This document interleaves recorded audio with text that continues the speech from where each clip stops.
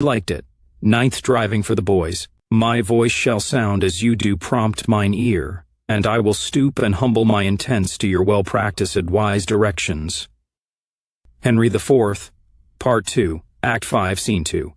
The seemingly senseless taxi runs for the NVA continued. On 2 occasions, Kicky carried packages. One a taped-up cardboard box that had once held a case of Heineken longnecks, and the other a small suitcase, both of which she placed in the trunk of her cab on orders from the unknown man who met her.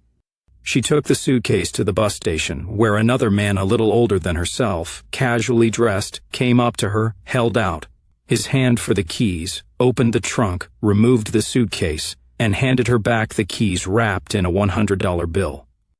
"You have something else for me, comrade?" he asked her.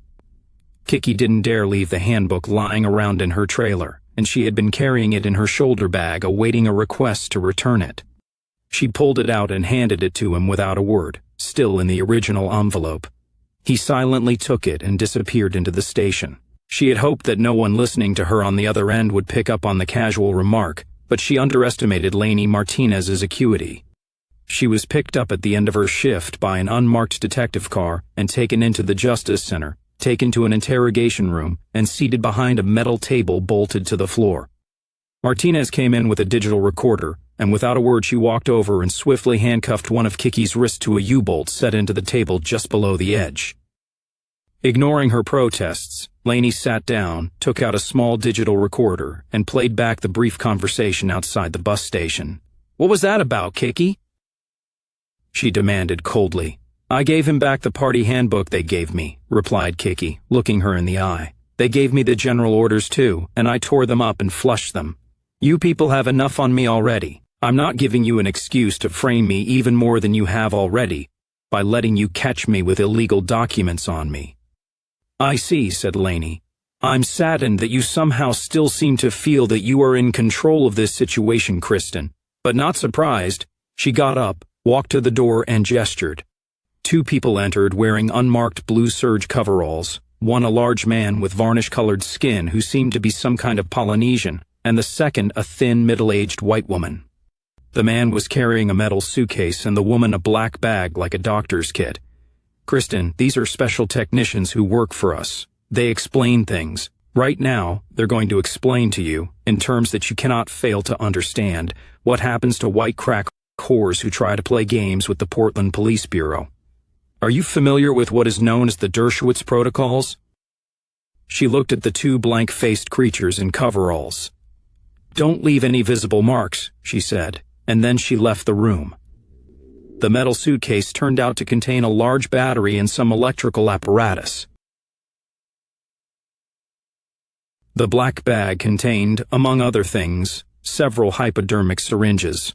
For some time afterwards, Kicky screamed and screamed and screamed, but no one came to help her. The final syringe contained some kind of substance that made her feel hideously, gut-wrenchingly sick, like the worst withdrawal she had ever experienced multiplied by 10. They left her, lying on the floor behind the table naked, jerking spasmodically and dry-heaving wildly, her body still arching from the electrical burns and the acid injections in several places that would leave no visible marks when she had her clothes on.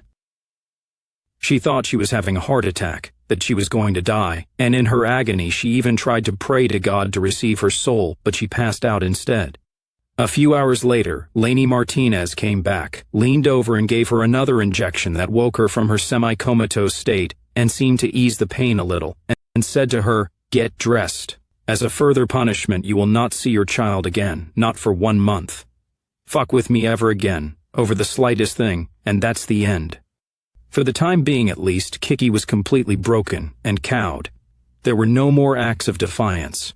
McCafferty was able to get his fiber-optic camera card. It was duly installed snugly behind Kicky's license, and for a couple of weeks she simply continued her intermittent taxi runs for unknown persons. She said little to her special passengers, nor did they ever initiate any conversation. One day Kicky got off her shift a little after midnight. She went to her usual bus stop, and as she stood there waiting under the streetlight, Jimmy Wingo suddenly appeared at her side out of nowhere. He was wearing blue trousers, a baseball cap, and a gray mechanic service tunic, with the name Bob embroidered in red over the left shirt pocket. "We've got something for you," he said. A nondescript older model Buick pulled up at the stop. "Get in," he said with a gesture toward the car. Kicky briefly considered turning and running, but she fought down her panic and got into the back seat. Wingo got in beside her, and the car pulled away from the curb, heading south. She recognized the man who was driving as one of her previous hot sauce trips, but she hadn't gotten too good a look at him before, nor did she really do so now. In the passing glow from streetlights and oncoming headlights, she saw that he was tall and broad-shouldered, with a baseball cap similar to Thumper's on his head. "What's up?" she asked Wingo in a voice she had to battle to keep casual. "The company commander wants to see you," said Wingo. Kicky felt the vibration in her cell phone, and she knew the police in the task force room were listening in. She didn't ask what the company commander wanted to see her for. She was learning quickly. "So you're Bob today?" she asked casually. "If today's Tuesday, I must be Bob," he agreed. "Today's Thursday," she said. "Then I'm Rumpelstiltskin. What did you think of the handbook?" "It said everything I have always thought but was afraid to say," she answered truthfully. "Hell, afraid even to think. When I read some of it, I knew that I'd always felt the same way, but I never actually sat down and thought it all out. I was scared to, as silly as that sounds." "Zog doesn't want us thinking," said Wingo. "They know that the most effective censorship and thought control is what they can get people to impose on themselves. It's the most effective form of control. George Orwell once wrote that orthodoxy is unconsciousness. That's been the goal of a century of careful social and psychological conditioning, to render white people unconscious of who they are, to make them so blind they can't see what's right in front of them. Orwell also said it requires intense concentration every day to see what's right in front of your nose. Or words to that effect. I forget. You must have done a lot of reading in Angola, she said. Not really. Actually, believe it or not, I was an English lit major in college, he told her. Pretty rad tattoos for a college boy, remarked Kicky curiously. Some of those are from prison. I had to register as a hate offender when I got out. So college and any kind of so-called normal life were no longer an option. I had no choice but to live the life Zog chose for me. So I figured in for a penny, in for a pound, and I decided to get some body art to look the part. Stupid decision, actually. Tattoos are identifying marks. Kicky fell silent, looking out the window as the car got onto Interstate 5 and headed south. She knew she should try to encourage conversation for the benefit of her listeners, and she was terrified of another session with the needles and the electrodes if she displeased them by showing what they deemed insufficient enthusiasm for her work. But she was beginning to feel stirrings of deep guilt about betraying this man and the others. Other than occasional casual references to murdering her, they had treated her with courtesy and respect. It was the law of the United States that had tortured her with electric shock and acid. They pulled off the interstate and onto one of the many four-lane highway strip mall sections of Portland, and then into the parking lot of an all-night burger barn. Only the drive-through window was open. Wingo got out of the car and motioned for the girl to follow. The driver remained behind the wheel. They went to the employee's entrance in the rear. Wingo knocked twice, then knocked twice again. Someone inside somewhere buzzed the door and Wingo pulled it open. They went down a short corridor past a room on the left full of rolling stainless steel racks on casters heaped high with buns in plastic bags, while on the right was a walk-in freezer with a thick steel door. Wingo opened the door to a small manager's office. A middle-aged, round-figured white woman looked up at them from the desk, then silently got up and left the room, carrying a sheaf of papers that looked like invoices with her.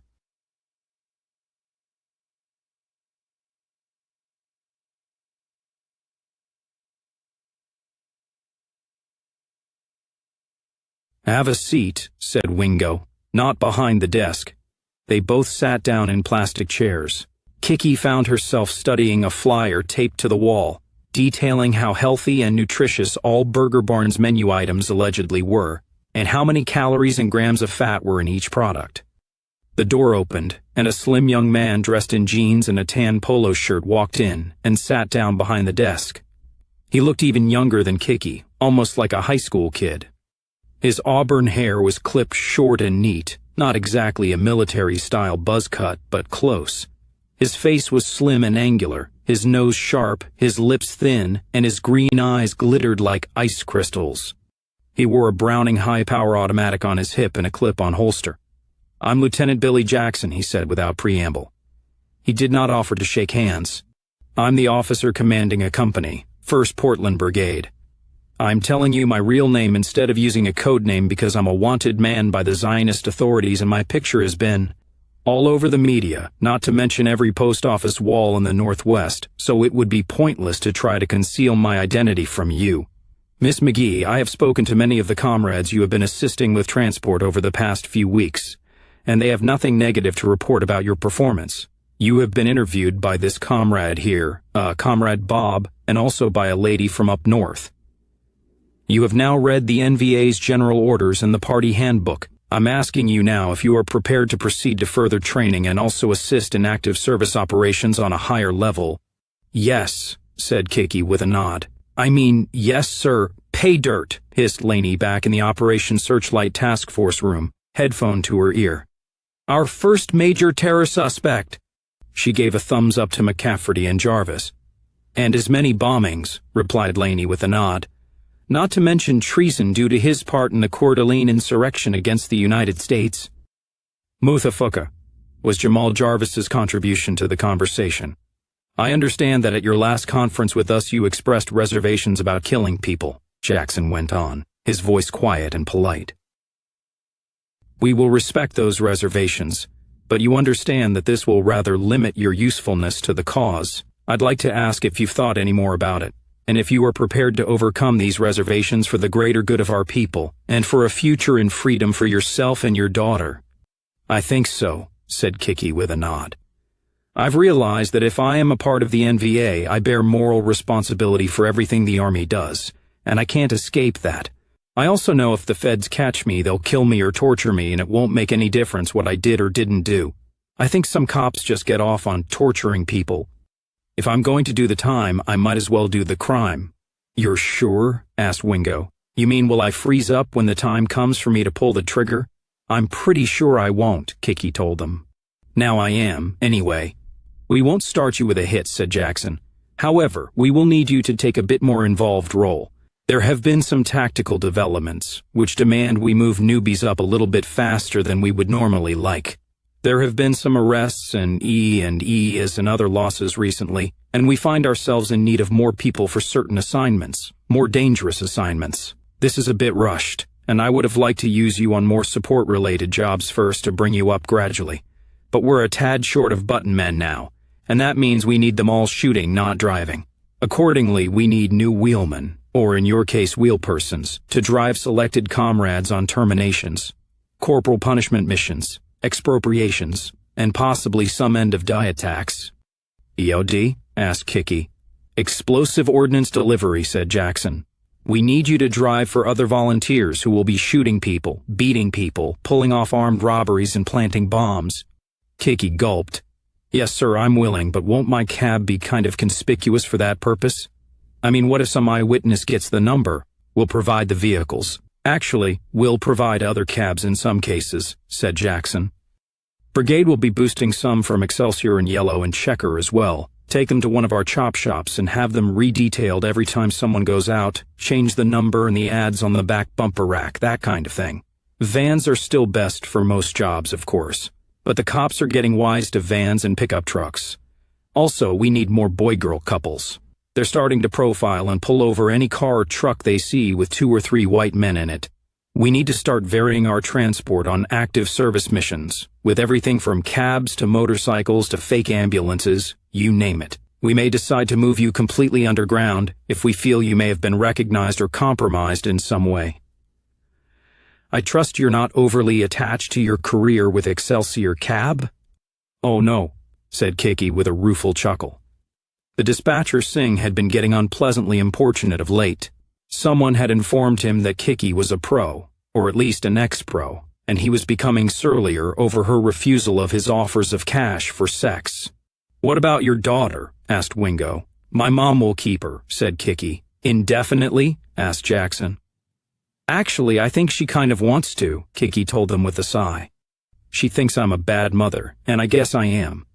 Mom doesn't know I'm with the NVA. She'd probably have hysterics if she did, but she senses something's going on with me, and she thinks I'm back on the streets or on the crack pipe again. As horrible as it sounds, that will explain to her why I keep strange hours and only show up every so often to see Ellie. You'll be able to make it up to them both later, in a free land when they understand, said Jackson, not unkindly. You'll still be doing a lot of routine driving around town on our kind of taxi service, but we'll need you constantly on call, and as I said, the very instant we suspect you may have been compromised, we pull you under. You may have to abandon your trailer at a moment's notice.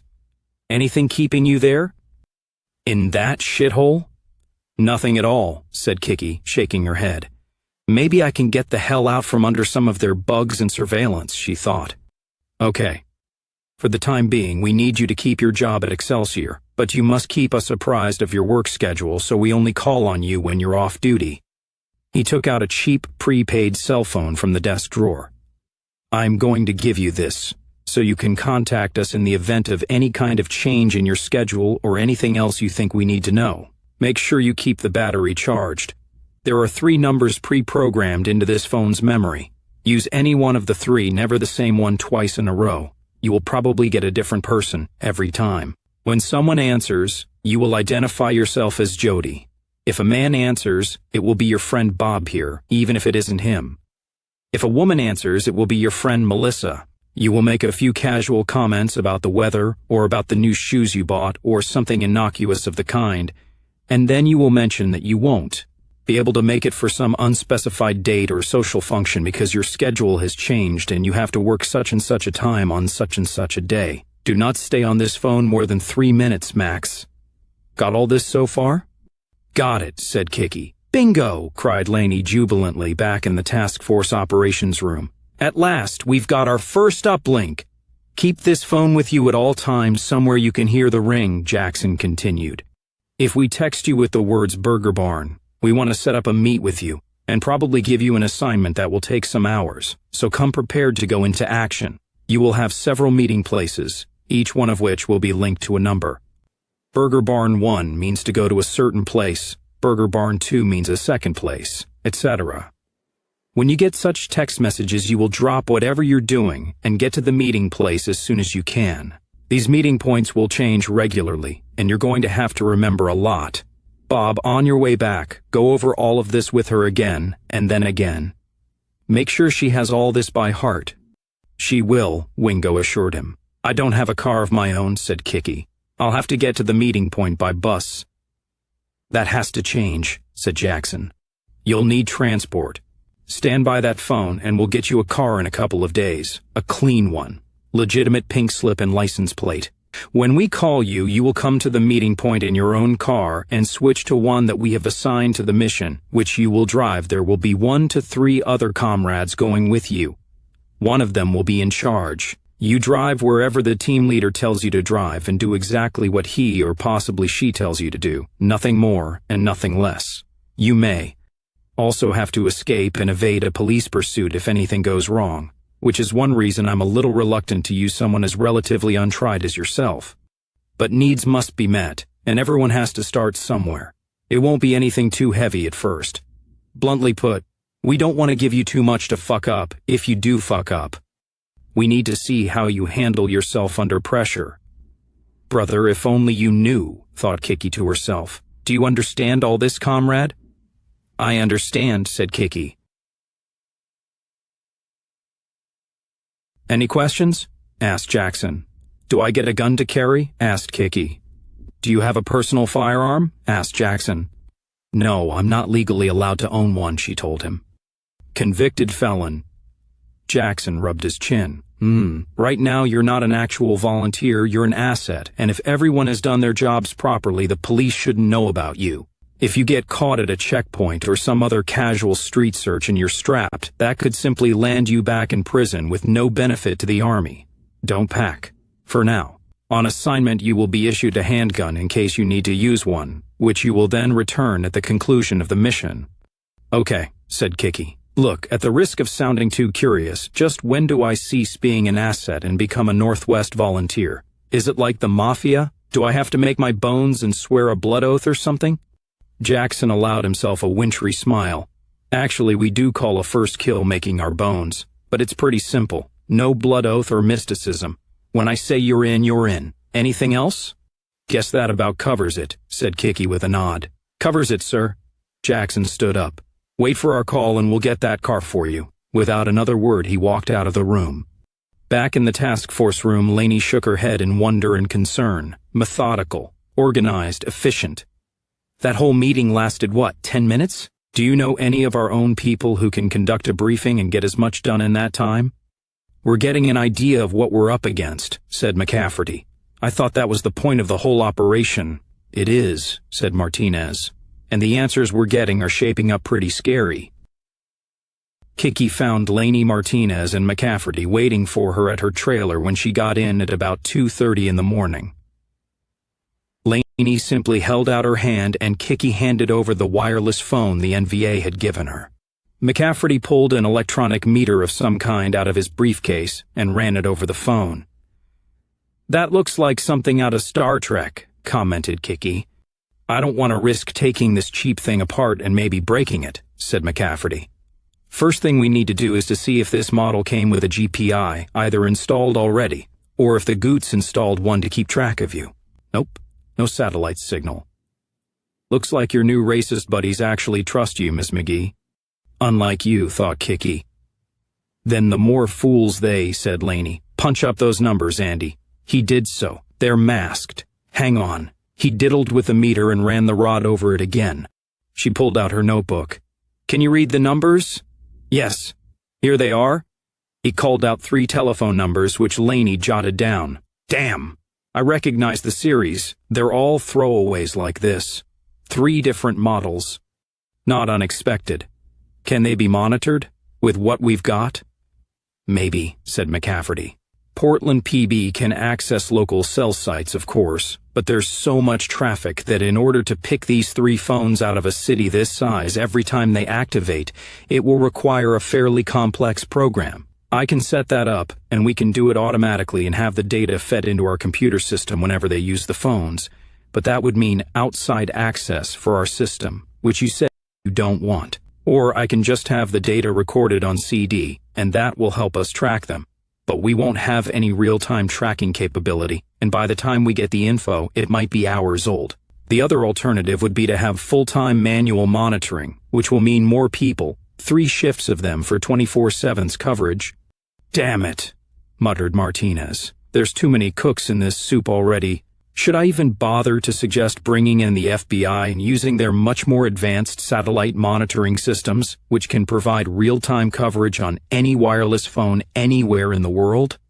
Asked McCafferty. You should not, said Lainey sharply. Okay, so we stay down market, replied McCafferty with a shrug. I'll have to think about this, said Lainey. We need to get something set up by the time they call to give Kristen her new car. When you get that vehicle, Kristen, we will tell you where to bring it so we can fully examine it, track the paperwork, and of course get it fully wired for sound and video. Don't let the thought of screwing with us on that even cross your mind. I got one question, said Kicky. These guys are asking me now to go out and participate with them in committing crimes. I thought you people were supposed to be into preventing that sort of thing?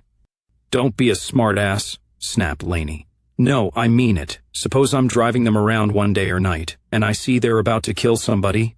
What the hell am I supposed to do? Demanded Kicky heatedly.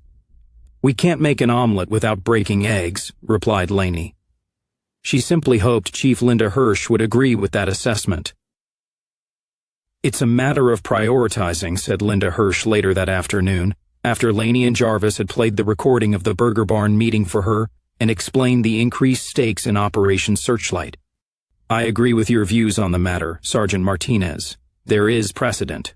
Undercover operatives have always been required to participate in a certain amount of crime in order to maintain their cover and credibility with the criminals they were infiltrating.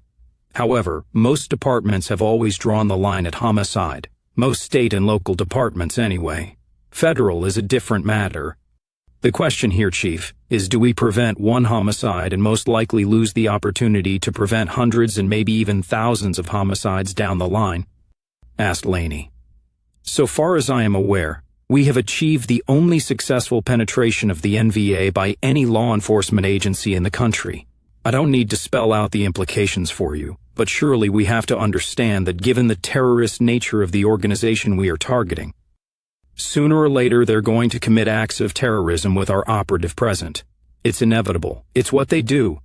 A drug undercover has to be present when drugs are sold and consumed, and sometimes use drugs themselves.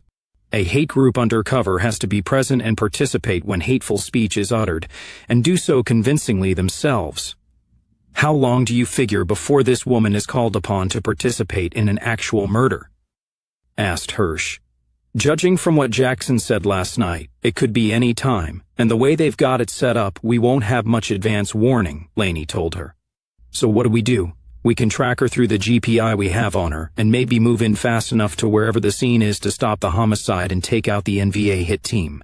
But that would be all. Right now, with what we have, it would stop there. We don't know where Wingo or Jackson or Lockhart go to Earth, or where any of these other people we've overheard and monitored are. That may change, if we can just keep this girl under long enough to get a more complete read on them. But right now we couldn't even pick any of them up.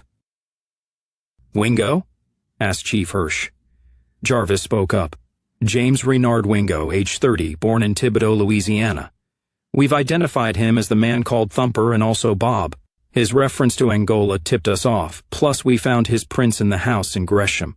He did a 4-year stretch for committing an act motivated by racial and ethnic or homophobic hatred. Jamal could speak correct legalese English when required to do so in court, or in the presence of his superiors or white women he wanted to impress in bars. What act? Asked Hirsch. He assaulted a gay man who made sexual advances to him in a bar in Baton Rouge, said Martinez. His domestic partner, a young woman, turned him in and claimed the $20,000 state reward for hate crime information from the Louisiana Human Rights Commission. Bet he really enjoyed showering with all the fellas in Angola prison, laughed Hirsch in coarse merriment. Actually, he became a member of the Aryan Brotherhood prison gang, and he is believed to have committed his first murder in Angola, the stabbing of a black inmate, said Jarvis. He skated on that one because the prison authorities couldn't get any witnesses to testify against him.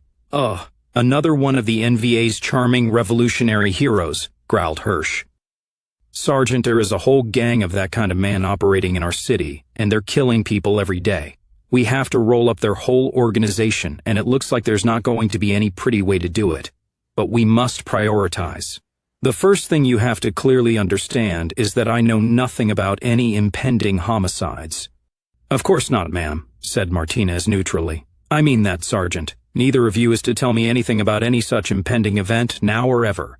As important as this operation is, I'm not letting you get my tukas in a sling over this. You guys will be reaping a good many of the rewards, so you get the privilege of taking the risk. This is political dynamite. I don't have to tell you what will happen if it should get out that we are turning a blind eye to NVA killings and bombings to protect an informant. The public won't get it. Our control of the news media is still by no means as complete as we would wish, and there is always the chance of a leak to some reporter who cares more about a Pulitzer than about duty to his or her country. I will rely on your ingenuity and your no doubt acute political sense to prevent any violent acts against the more socially significant and influential members of the community. You mean it's okay if these racist motherfuckers gun down a few brothas on the street, but if they go after any rich white folks, we gots to stop them? Demanded Jarvis heatedly. That's exactly what I mean, Sergeant, said Hirsch calmly. Don't tell me you've gotten as far as you have, and yet you don't know how America works, Jarvis. Under our wonderful liberal democratic system, all animals are equal, but some animals are more equal than others. Oddly enough, the NVA seem to have a penchant for quoting George Orwell as well, ma'am, said Laney, bemused. George who? Asked Jarvis in confusion. I believe what the chief is trying to say, Jamal, is that the NVA sees America as based on race, when in fact it is and always has been based on class and wealth, said Laney. And that means exactly what? Asked Jarvis suspiciously. It's actually good news. It means anyone can buy their way in. But for us, it means we let Kicky and her friend kill a few brothers and a few muchachos, but not any rich white people, explained Laney. Before Jarvis could protest, she went on, but Chief, I think it has to be a bit more nuanced than that. Where exactly do we draw the line? What if we overhear imminent assault and murder directed against a gay person, or an interracial couple, or a Jewish person? If they're about to harm a Jew, you drop the hammer and you stop it, said Hirsch, immediately and without hesitation, no matter what the cost. The same goes for a gay man or woman. Beyond that, all I can tell you is to use your discretion. Neither of the detectives needed reminding that Hirsch was both Jewish and lesbian, that they were black and Hispanic respectively, and that their boss's personal minorities were to be given police protection while their own were not. Laney glanced at Jarvis. I think I understand, ma'am, said Laney. After all, one can't make an omelet without breaking eggs, she repeated. This better be one hell of a motherfucking tasty omelet, groused Jarvis. One final thing, said Hirsch. I want to repeat what I told you when this whole operation started. I want Jesse Lockhart, dead or sitting in a cell where I can go to work with my Dershowitz needles on his goyish ass. The very minute you get a whiff of him, you drop every other line of inquiry and you concentrate on getting Lockhart. This isn't just personal with me anymore. I don't have to tell you I'm under a lot of pressure, not just from City Hall and the mayor's office, but from the Elliot Weinstein at the FBI and all the other feds we've got crawling up our ass. They don't like this constant racial violence in Portland that we don't seem to be able to do anything about. I am going to need some kind of results, and the way it looks now, it will have to be sooner rather than later. A few days later, Kicky McGee found herself the proud owner of a dark blue, fairly late-model Toyota Camry. She was awakened one morning by her NVA cell phone. She had never heard it ring before, and at first she opened her regular cell, which she kept beside her bed as well, before she realized the chime was from the cheapie Jackson had given her. She got that open and said yes. She recognized the voice on the other end as Thumper's. This is your favorite sugar daddy. Happy birthday, darling, he told her. Look outside. The keys are under your doormat. The title and registration are in the glove box. The emission inspection sticker is new, and it's all street legal and righteous. Then he hung up. Kicky went outside and saw the Camry parked in front of her trailer. The keys were where Wingo had said they would be. It turned out they'd even given her a full tank of gas. She couldn't resist pulling on some clothes and taking the Toyota out for a test drive, and she wildly tried to think of some way that she could get away with not telling Martinez and Jarvis about the car, so they wouldn't wire it.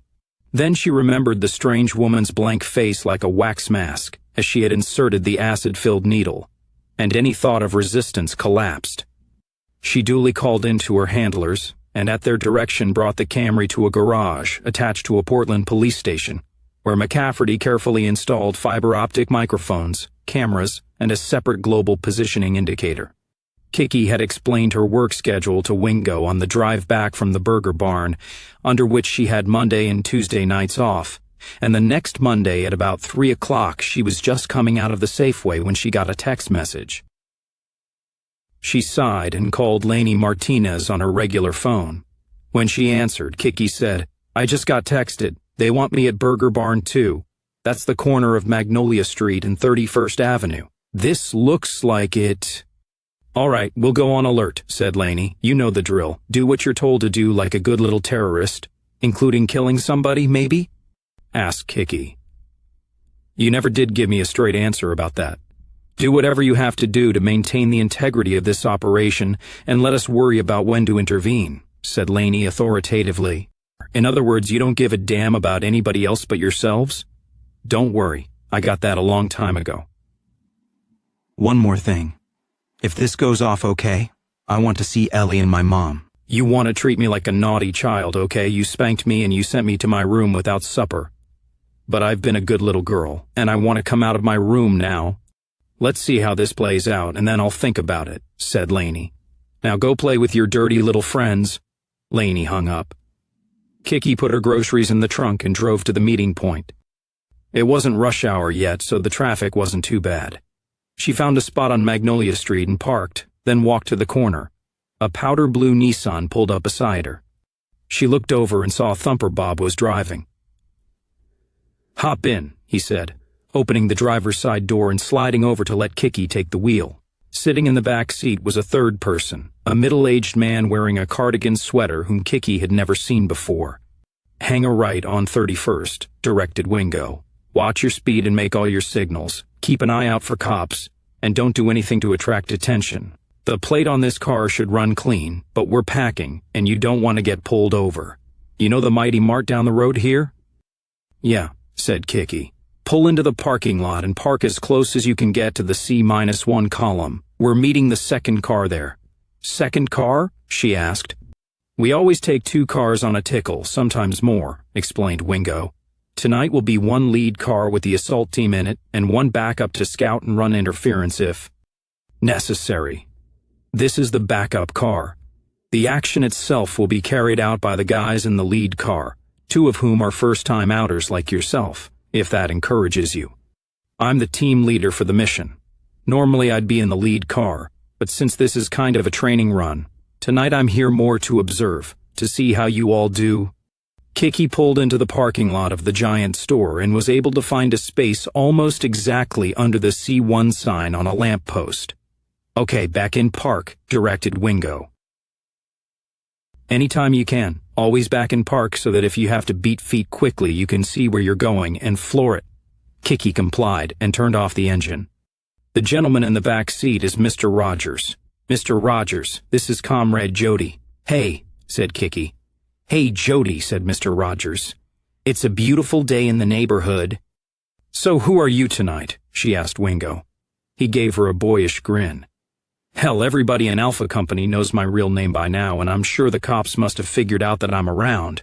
You can call me Jimmy, but you stick with Jody. You're not a U-boat yet. A what? A U-boat. A submarine. You're still floating on the sea of the people, as Chairman Mao would have put it. The cops don't know you as a volunteer, or you'd better hope they don't, so you can operate on the surface. You have a legitimate job, and your above-ground identity is still intact.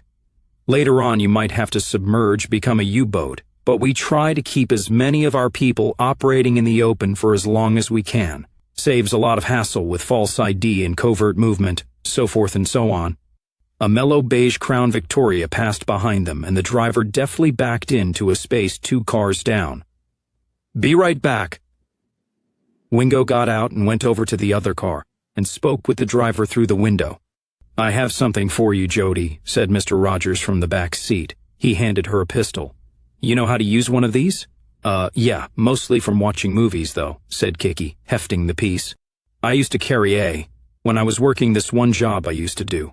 Never used it, though, and since I got out of the can I carry a lock and a sock. It's a 9mm Beretta, said Rogers.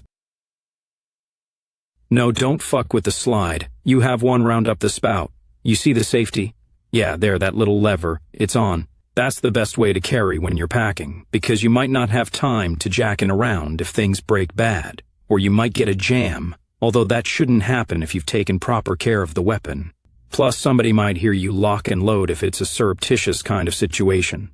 You shouldn't have to use it tonight, but if you do, make sure you click off the safety and then just cock back the hammer and fire. If some guy is coming at you, aim at his belly button since you're not used to the recoil. The gun will throw up and to the right, and you should hit him dead center. Even if he's wearing Kevlar, that round is heavy enough to knock his ass flying, and at close range do some internal damage through the kinetic force of the impact. You don't have a holster, so carry it on the seat under your leg, so all you have to do is reach down and pull it up. Wingo got back into the car. You give her the piece? He asked Rogers. Yeah. Later on, you'll be given intensive one-on-one training in every weapon we have access to, said Wingo. For tonight, don't take that out unless I tell you to, and try not to shoot yourself. Now start her up and follow the Crown Vic. She did so and followed the lead car back onto 31st Avenue, turning right. He'll be turning off for Lake Oswego, Wingo told her. Am I allowed to ask what we're going to do when we get there? Said Kicky. If so, can I ask who and why? Or is this a shut up and obey orders kind of thing? I'm kind of curious. It's not a hit, said Wingo with a laugh. Like the CO said, we're starting you off light. This is a punishment beating, and it's part of our procedure to make sure that every volunteer on an action knows what we're doing, who we're doing it to, and why. It's important for morale for everyone to understand that we're not just gangsters mindlessly obeying Don Vito. There is a purpose to everything the Army does. The target is a man named Gregory Booth, white, age 35, married with 2 children, degree in psychology, a church-going type. No bad habits we know of, not a bad guy, really. He's just doing something we have to put a stop to. Booth is a guidance counselor at a local high school, and probably because of his 700 Club and other evangelical affiliations, he's pretty neocon in his outlook. Supports the endless wars in the Middle East because we have to have Armageddon over there to make Jesus come back. Really into the whole red, white, and blue moo, you get the idea.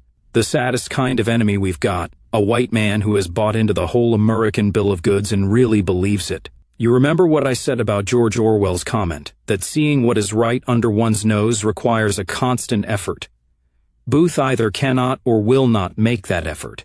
His eyes and his ears and his mind should have told him long ago that America is a disease that needs to be eradicated for the good of humanity, but he either cannot or will not allow himself to rethink his position. Anyway, Booth has been running the teaching tolerance program at his high school, and that would have put him on our list in itself, but lately he's started a kind of informal club or secret society among some of his students of all races, mostly of the evangelical persuasion. He calls it Jesus Loves the Little Children. If you can believe that. Oh yuck, a damned Christian preppy type, said Kicky in disgust. I had a guidance counselor like that in high school too.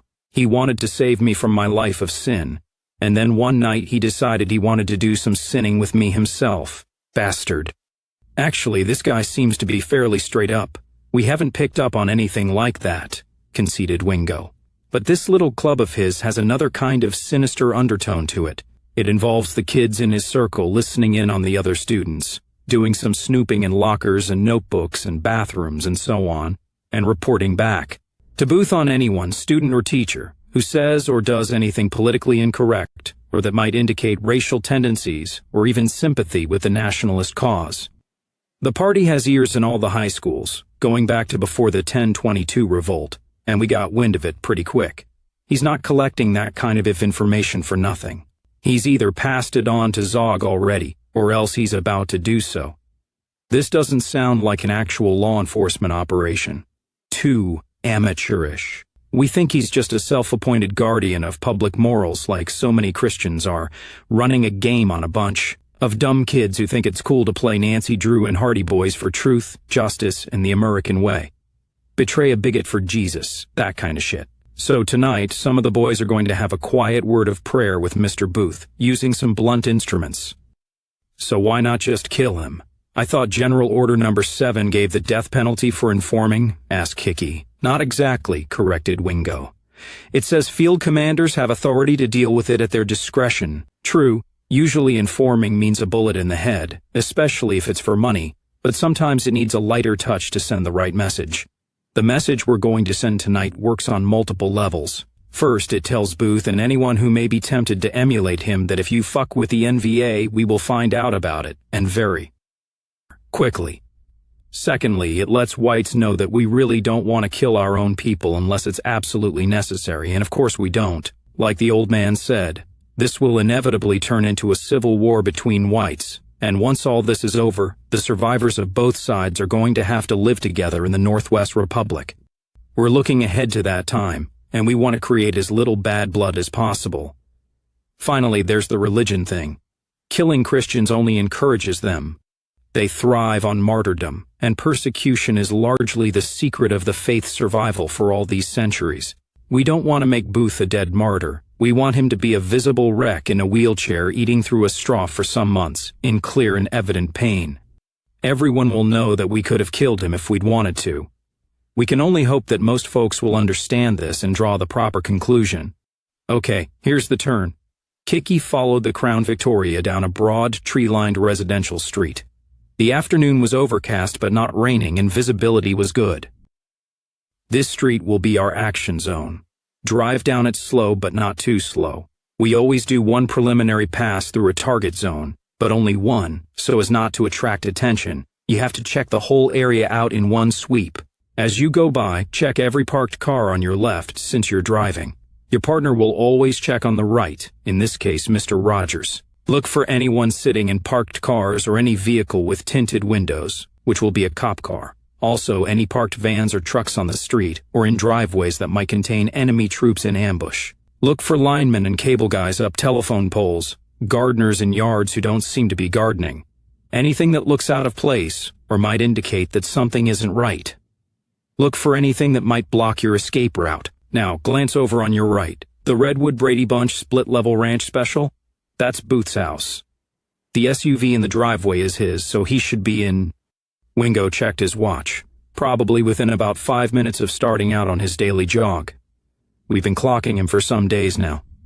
Okay, up here is where we split up. The Crown Vic will go right. You go left. Kicky complied. Okay, right turn here and go up about 2 blocks. Watch out for kids on bikes and all that crap. Okay, now another right. Down 1 block, now right again, and now we're back on our street. Both of you keep your eyes peeled. Okay, there's his house again on the left. Go past it. Now pull over and park here, on the right side of the street. Kicky did so. The lead car will be here in a minute. They're checking the parallel streets in the rear of the house. Adjust your mirrors so you can see the front door and the street in front of the house. While Kicky was doing so, Mr. Rogers wordlessly handed Jimmy an Uzi submachine gun over the back seat and several extra magazines. She glanced back and saw Rogers jacking a shell into a sawed-off pump shotgun. I thought you were just going to beat the guy up, so why all the heavy artillery? Normally a punishment beating is an 8-man, 2-car job, said Wingo. I know that sounds like a lot to beat the crap out of a single guy, but it's a principle of street fighting. A guerrilla force needs to compensate for the enemy's overall superiority in numbers by applying superior force at selected weak points and pressure points. They outgun us here in the city of Portland, but we always try to make sure that wherever we strike, at that one small point we outgun them. We're a bit short-handed tonight. There are 3 men in the lead car. 2 of them will administer the actual punishment, while the driver will stand by his vehicle armed with an AK-47, and Mr. Rogers and I will cover the attack from here with these weapons. The object is to prevent any interference by Good Samaritans, and also to resist, escape, and evade if the cops show, or if this turns out to be an ambush. Anytime we have enough volunteers, an actual assault team or hitman is covered on at least 2 sides against interference and flanking attacks. Do I get out and cover them as well? Asked Kicky. Sure, why not? Wingo reached into the glove box and pulled out 2 lumps of blue wool. This is your mask. Don't put it on until I tell you to. If somebody looks out their window or walks by taking their pooch for a dump and sees 3 people sitting in a car with ski masks on, that kinda gives the game away. There's the lead car. The Crown Victoria pulled up 100 feet or so behind them and parked on the far side of the street, just past the edge of Booth's lawn. Wingo's phone beeped. He listened briefly. Sorry, man, Fred just left for work. Want me to take a message? Okay, fine. You guys have some cool rides, remarked Kicky. By the by, thanks for the Camry. Don't mention it. When we're doing a tickle in Lake Oswego like this, we need to use vehicles that fit in with the neighborhood. If we were down on 82nd Avenue, we'd be in pickup trucks, or panel vans, or 15-year-old beater cars. Right, our boy seems to be a creature of habit, so he should be out the door any moment now. As soon as we see him, we mask. He always jogs the same way, turning right toward the park, but if he doesn't go that way this time, we may have to run him down, which Mr. Rogers and I will do. If that happens, you start. If he sticks to the lead car, the 2 designated volunteers will jump out, do the old Lizzie Borden and give him 40 whacks, to a good thumping. The elbows, the kidney, never the hell the target. When he throws up his arms, you hit them hard enough to break them. This normally wouldn't take more than 20 seconds, but like I said, these 2 Biff boys are first-timers themselves, so they may take a little longer. While this is going on, Mr. Rogers and I will be out of the car and covering the street. You get out of the car and cover the sidewalk to your right, to make sure we don't get any nasty surprises from that side. Level your pistol 2-handed like you know what you're doing. If by any chance you see anyone coming toward us who looks like some idiot civilian with a John Wayne complex, fire a shot over his head to get his attention. If he keeps on coming, Rog or I will deal with him. In the rearview mirror, Kicky saw the front door to Greg Booth's house open, and a man in a running suit with iPod headphones in his ears stepped out the door. That's him, said Wingo. Masks on. Kicky pulled the mask over her face and adjusted the eye slits. Out of the car, Kicky opened the door of the Nissan and pointed her weapon to her right. but she couldn't resist turning to watch what was going on behind her. The doors of the Crown Vic were open, and the two masked attackers were on the man in the jogging suit, one swinging a baseball bat and the other an axe handle in a high arc, while the driver stood with his back to them, his Kalashnikov leveled down the empty street. She'd hear the soft thwack of blow after blow, and she heard Gregory Booth screaming in a high-pitched squeal, like a pig being slaughtered. Unbidden, the memory of the little room in the Justice Center arose in her, the needles and the electrodes, the abduction of her child, her own humiliation and rage and suffering at the hands of men like Gregory Booth. Any twinge of pity she might have felt was drowned in rage and hate and exultation at the pain of the man being beaten. This American loved and supported the evil people and the evil society that had dragged her brother and her lover to be butchered in Iraq, that had turned her into a whore, that had sent her to prison, that had stolen her baby. He and his kind had never shown her or her loved ones the slightest bit of mercy, and he deserved none himself. Do unto others as others do unto you, she thought bitterly. The three masked men got back into the Crown Victoria, and the engine started. They left a twitching, moaning pile of dirty laundry lying on the sidewalk, soaking the concrete red. "Back in the car," ordered Wingo. "Start her up and take her out of this street, slow. Keep your mask on until we've got a few blocks behind us. Okay, now turn right." Behind her, the Crown Victoria turned left. "They'll go a separate route. Now head for I-5 north and go on back into town. Normally, after every mission, there's a debriefing and critique at a safe house or other rendezvous point, but this one seems to have gone so perfectly that I really don't see much need." Wingo opened his phone, dialed, and spoke. "How's it going?" "Yeah, same here. Good job, guys." He closed his phone. "The same to you two. Well, Comrade Jody, looks like you've done your first tickle. How do you feel?" "Fine," chirped Kicky, and she did.